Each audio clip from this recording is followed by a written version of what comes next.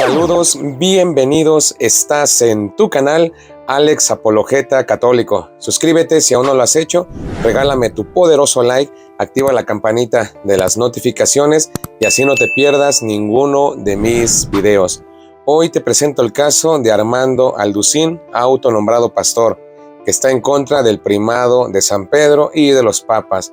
Escúchenlo, déjame tus comentarios en la caja que son muy valiosos e importantes y estaré respondiendo en la brevedad. Así que clic y vamos para allá. Es que Jesucristo le dijo a Pedro, sobre esta roca edificaré mi iglesia. Espérame tantito, si tú ves en el original, le está diciendo sobre esta roca, y esta roca, dice 1 Pedro capítulo 2, el mismo Pedro que es Jesús. Sobre esta roca, o sea, Jesús estaba diciendo, sobre esta roca soy yo, edificaré mi iglesia. Y la historia nos lo corrobora, porque los primeros 300 años después de que se muere Cristo, los primeros 300 años del cristianismo, ¿quién fue el primer papa? Por el amor de Dios, ya no quiero decir Virgen de los Remedios, ya me criticaron. ¿Quién fue el primer papa? No hubo papas en 350 años. Constantino fue el último emperador romano que nombró al primer pontífice, que significa el constructor o el puente entre el cielo y la tierra. Entonces el imperio romano duró la cantidad más 200, 300, 400 años políticamente, y el imperio romano llega un momento en que Constantino muere, absorbe el cristianismo como la religión oficial del imperio romano. Pasaron 350 años y un emperador romano es el primero que nombra a alguien para que el imperio político se dé la voltereta y el imperio romano continúe como la Biblia lo profetizó, ya no políticamente, sino religiosamente, gobernando a los hombres.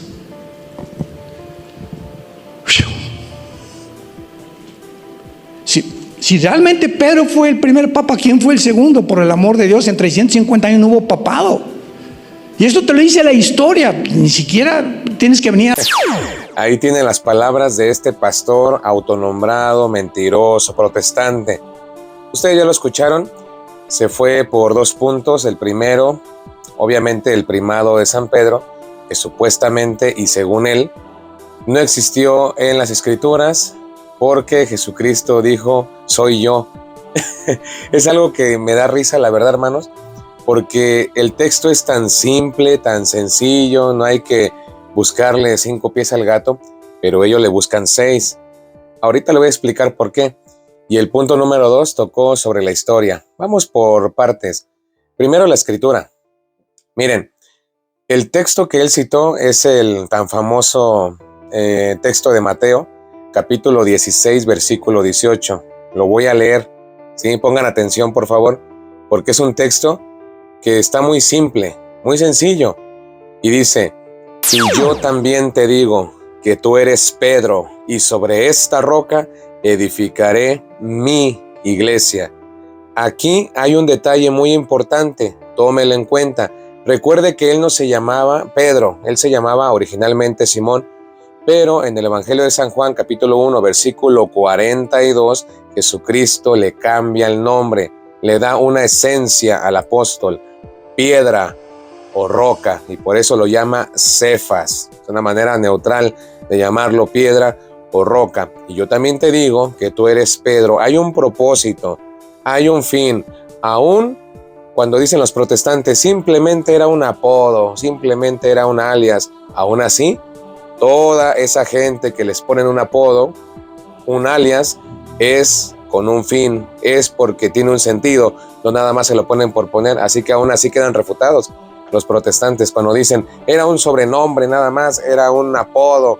Aún así, señores, hay un fin, hay un propósito, y el propósito de Cristo es poner una piedra que no le va a quitar el puesto a él, porque él es el dueño, él es el fundador, él es el constructor en esta metáfora.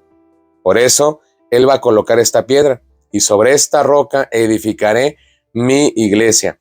Pero algo que me llama la atención a mí es que los protestantes tienen que hacer circo, maroma y teatro para poder darle vuelta a este pasaje y engañan obviamente a los que no conocen de Biblia y le dicen, soy yo, Jesucristo dijo soy yo, ahí se enredó totalmente el pastor, soy yo, ¿eso dónde aparece en la Biblia? A ver, díganme, ¿dónde aparece esa frase en la Biblia? Soy yo, y mucho menos aparece la mano que agarró Armando y dice, y sobre esta, soy yo. Si lo vieron, regresen el video. Él agarra su mano y tiene la necesidad de hacer esto para forzar el texto bíblico, pero eso es una añadidura, eso no está en la Biblia. La Biblia es clara, y yo te digo, tú eres Pedro, roca, y sobre esta roca edificaré mi iglesia. Esta mano no existe. Esta mano la colocan testigos de Jehová. Ya platiqué con ellos, también tienen la necesidad de agarrar esta mano. Este pastor también tiene la necesidad de agarrar la mano y todavía añadirle, soy yo, ¿eso dónde aparece? Ahora, vamos a suponer que este texto no existiera. Imagínese usted que no existiera, quítelo. Ellos no se cansarían de decirnos, Alex, dame un texto bíblico, católicos del mundo entero, denme un texto bíblico donde diga que tú eres Pedro y sobre esta piedra edificaré mi iglesia. O otro texto, otro verso, que diga, a ti te doy las llaves del reino de los cielos. Y ahí sí es con Pedro. Entonces, ¿qué hacemos? Por eso les digo, si no existieran estos textos bíblicos, ellos anduvieran buscándolo y dijeran, aunque sea dame uno, donde diga que a él le darán las llaves del reino de los cielos. Aunque sea un texto bíblico, no 5, no 6, 1. Si no existiera, pero como existe, pues a ellos no les conviene. Ahora, imagínense otra cosa, que el texto más adelante dijera, y a ti, Pablo, Juan, Santiago, te doy las llaves del reino de los cielos. Alguno de los tres, imagínense. Dijeran ellos, miren, no fue Pedro, porque en versículos más adelante dice, a ti, Santiago, te doy las llaves del reino. ¿Se dan cuenta, católicos? Están equivocados. Por eso les digo, engañan a los que no saben. Pero afortunadamente, gracias a Dios, está registrado este texto bíblico. Y yo también te digo que tú eres Pedro, roca, y sobre esta roca edificaré mi iglesia. Y no hay necesidad de poner extras, ni la mano, ni soy yo, tampoco eso, porque eso da risa. Simplemente son vueltas y vueltas para no aceptar la autoridad del apóstol San Pedro. Bueno, hay algunos que también ya se andan dividiendo en eso, porque aceptan el primado de Pedro como los ortodoxos, ya andan camino.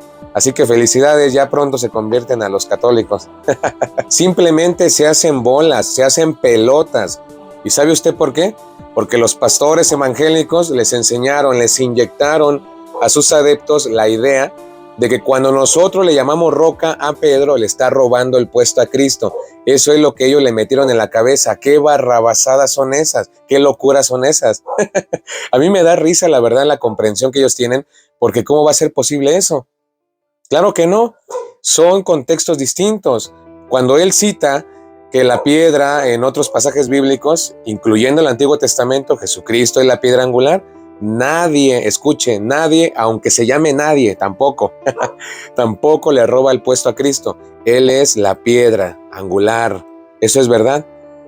Pero usted no puede ir por la vida protestante aplicando el mismo patrón fijo para todas las metáforas.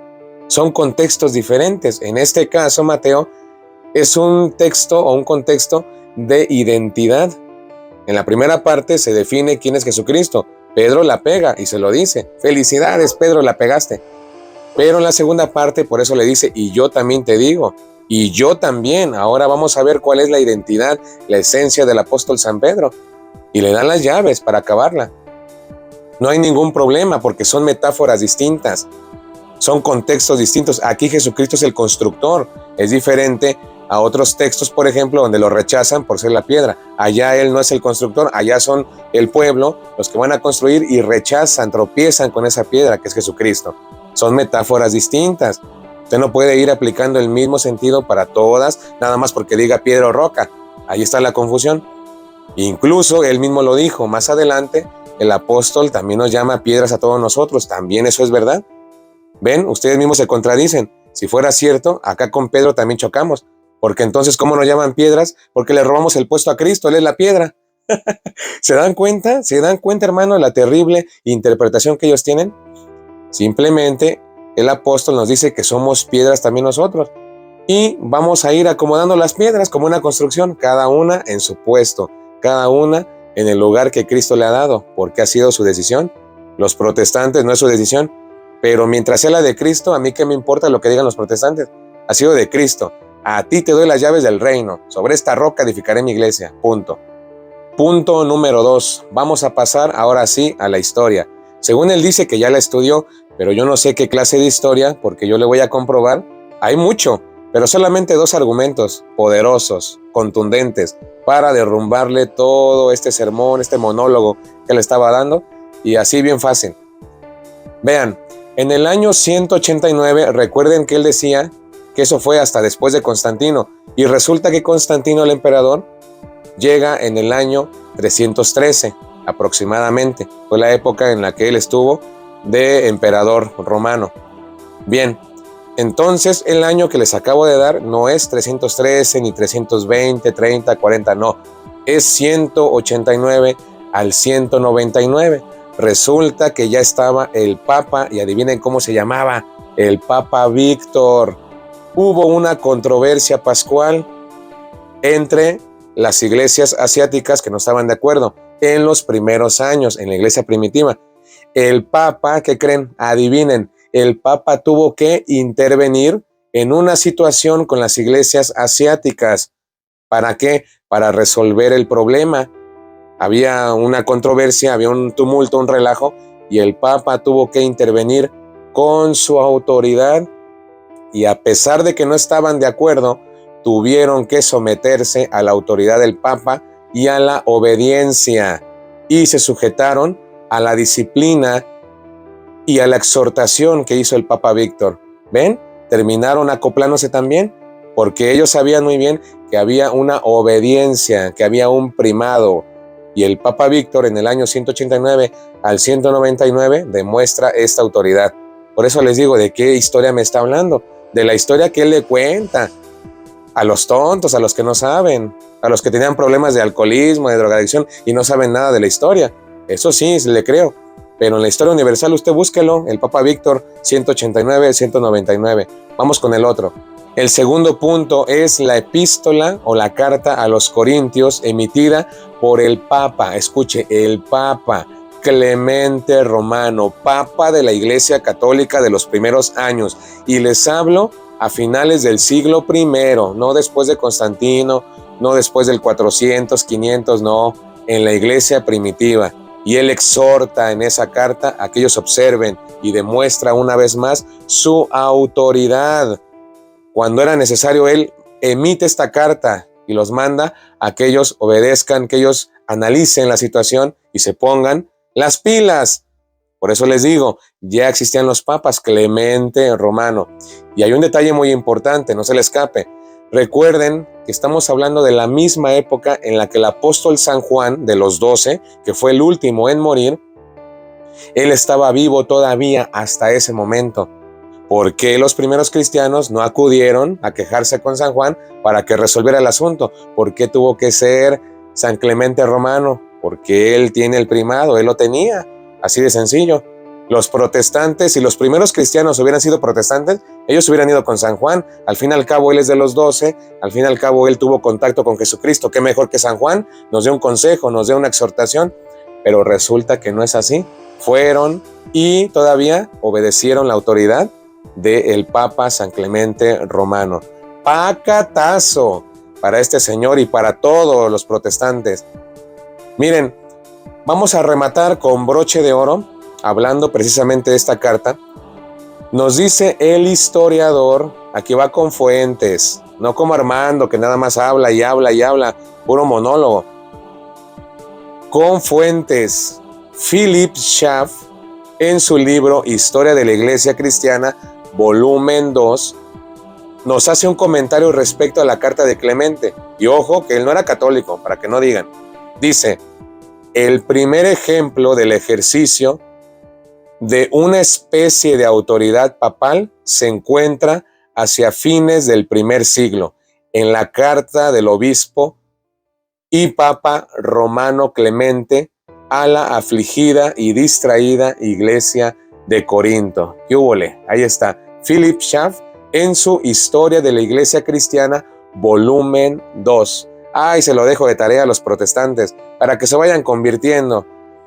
Y con esto estamos refutando totalmente a este señor que no conoce nada ni de Biblia ni de historia.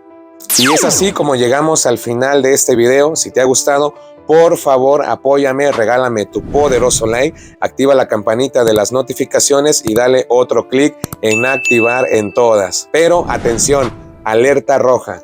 Pongan atención, si este video supera los 2000 likes, escuche, por eso es importante, dale like. Si supera los 2000 likes, este video en concreto, vamos a organizarnos para ir a visitar la iglesia de este señor Armando Alducín. Se los prometo, pero si este video llega a más de 2000 likes, así que pónganse las pilas también, hermanos, vamos a apoyarnos para ir a visitar esa iglesia y ojalá él nos conceda una entrevista. Al fin y al cabo son muy bíblicos. Vamos a ver si como roncan duermen. Así que si quieres que visite la iglesia de este pastor, déjame tu like y comparte, por favor. Soy Alex Apologeta y nos vemos hasta la próxima. Que Dios y la Virgen María te bendigan hoy y siempre. Cuídense mucho. Chao, chao.